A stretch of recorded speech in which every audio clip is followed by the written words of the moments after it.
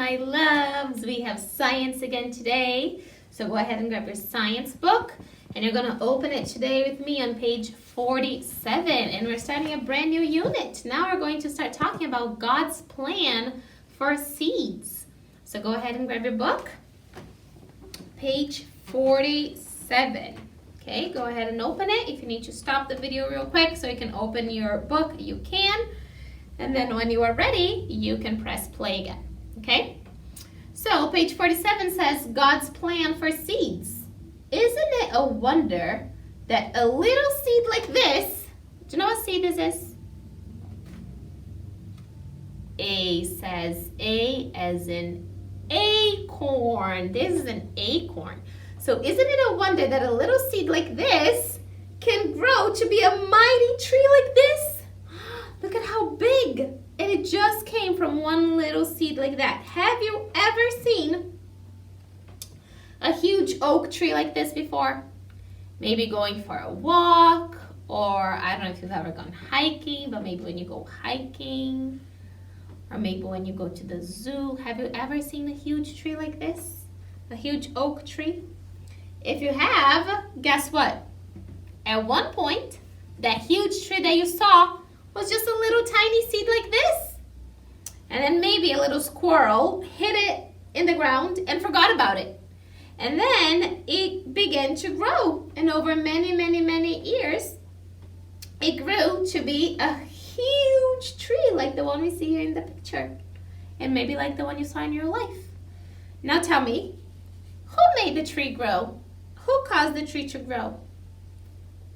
Perfect. God did, because God does all things. He is amazing like that. Capable of making a tree this big come from a little seed that small. So amazing, right? Wonderful the way God works. So amazing. Now you're going to flip your books over to page 48. Now we're going to talk about different parts of plants. So page 48 says, a corn seed will always grow to be a corn plant. It could never be anything else. That is God's plan for each seed. A tiny plant is inside each seed. Do you see the plant in this bean seed? So here's a picture of a little bean seed. And there's a plant inside each seed. And this is how it works. You plant the seed, and then you start having a little seedling, and then that seedling, and then that seed, and that seedling is going to keep on growing until you have a grown plant. So, as I told you, each seed contains a small plant. And when that seed is planted in the ground, it will sprout roots. I know my book is far away from you in the camera, but you have your own there with you. So look at the pictures there on your own book. So once the seed is planted in the ground, it will sprout roots and begin to grow above ground. Now this small plant is called a seedling. See, when it starts growing above ground, you can see the roots here. It starts forming roots, and then it will start growing above ground, and that's called a seedling. Roots will keep on growing below the ground.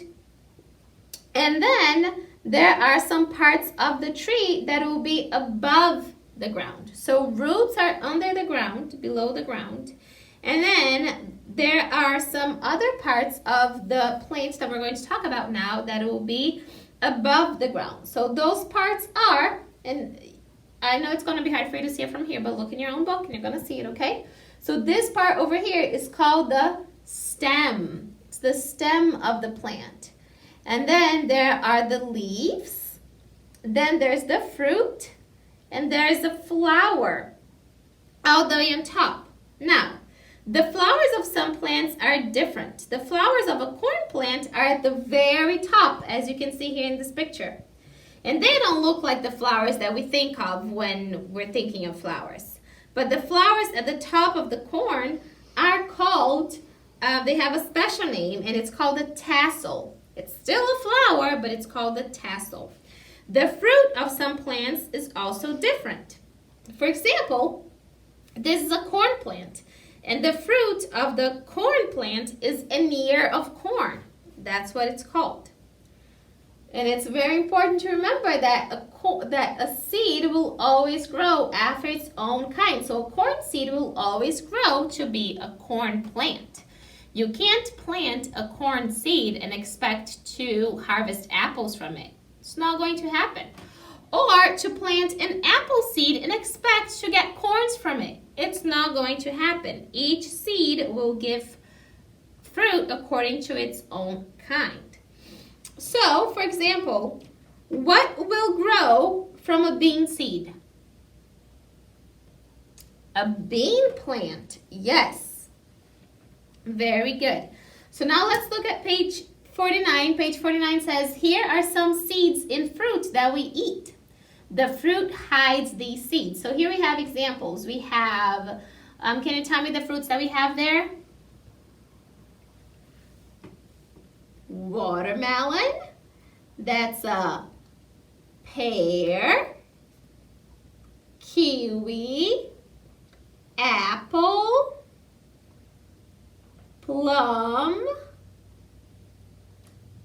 peach, cantaloupe.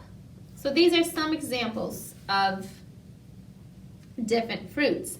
And here at the bottom it says, and the earth brought forth grass, an herb yielding seed after his kind, and the tree yielding fruit, whose seed was in itself after his kind. And God saw that it was good. Genesis 1:12. So, same thing that we were talking about before. A seed will give plant according to its own kind, just like animals will have baby animals according to their own kind. We talked about this in the beginning of the year, right? How mommy dog cannot have a baby cat, and a mommy elephant cannot have a baby lion. A mommy elephant will have a baby elephant, a mommy dog will have a baby dog, and so forth. And it's the same thing with fruits, with seeds. The seed of a watermelon is going to give you a watermelon plant. The seed of an apple is going to give you an apple plant. It's going to give fruit according to its own kind. So if you plant watermelon seeds, you're going to get watermelons. If you plant plum seeds, you're going to get plums. If you plant kiwi seeds, you're going to get kiwis. Each seed will give fruit, will give plant according to its own kind, because again, our God is amazing, powerful, great, strong, perfect in everything he does.